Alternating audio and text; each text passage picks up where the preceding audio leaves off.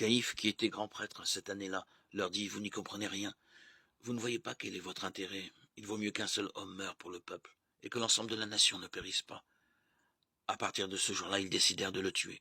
Jean 11, 49, 53. Caïphe prophétise sans même le savoir.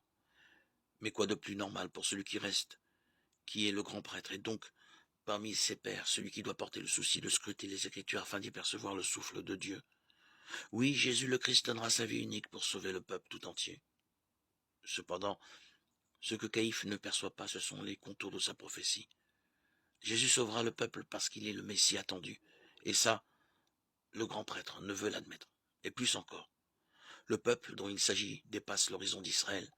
Le Christ sauvera toutes les nations. Et Caïphe n'a pas pris la mesure de cette prophétie pourtant annoncée plusieurs fois dans l'Écriture, comme dans ce passage merveilleux du livre de Zacharie.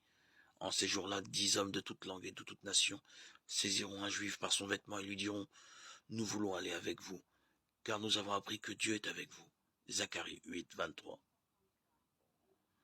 Allons vers le Seigneur. Lui seul peut nous sauver. Il nous enseigne la voie de la sainteté. Il nous appelle à purifier nos cœurs, à convertir notre esprit à son esprit. Recevons la joie de vivre dans l'amour que le Seigneur nous a accordé, un amour qui n'est pas passionnel, conditionné, mais divin.